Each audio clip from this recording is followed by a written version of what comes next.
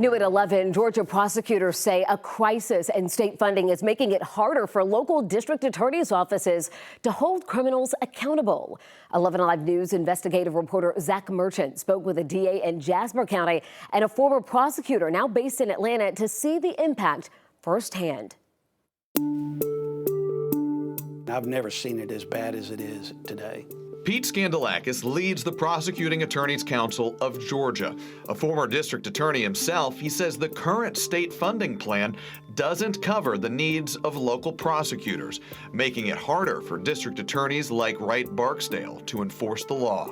If it's not addressed quickly, you're going to see DA's offices start to just fall apart at the seams. The pay for state-funded assistant district attorneys in Georgia starts at about $60,000, according to Skandalakis.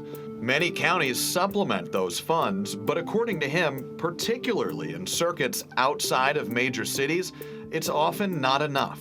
Statewide, roughly 10% of state-funded assistant district attorney positions were vacant at the end of February, he said. We are the lowest paid prosecutors in the Southeast.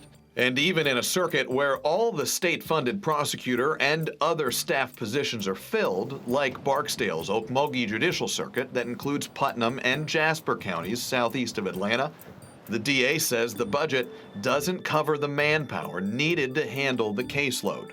On a recent visit, he assembled all but 2 of his state-paid employees. They're responsible for an 8-county circuit, and they all fit inside a jury box. Put your hand up if you feel that your office right now is stretched too thin. Brent Cochran was one of the people with his hand raised. We just try to do the best we can.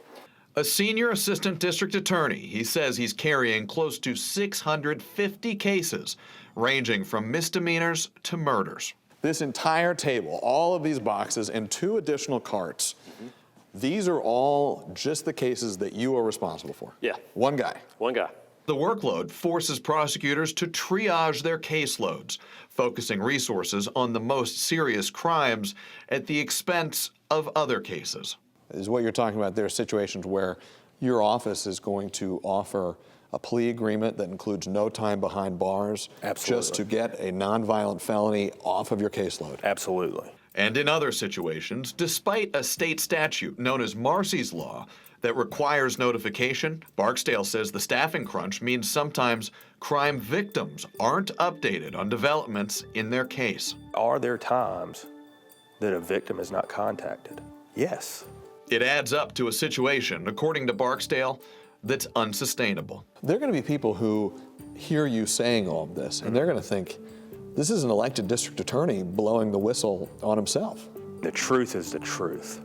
And what I'm telling you is victims are not being served, and public safety as a whole across this state is taking a hit because district attorneys' offices are not properly funded. A warning sign before a potential crisis in criminal justice. Zach Merchant, 11 Alive News investigates. Prosecutors like Barksdale and Skandalakis are now asking state legislators to adopt a plan that would raise starting pay for assistant district attorneys by about $24,000 over the next 3 years. It's still making its way through the legislative process. Lawmakers have just 2 weeks left to make a decision before the end of the session.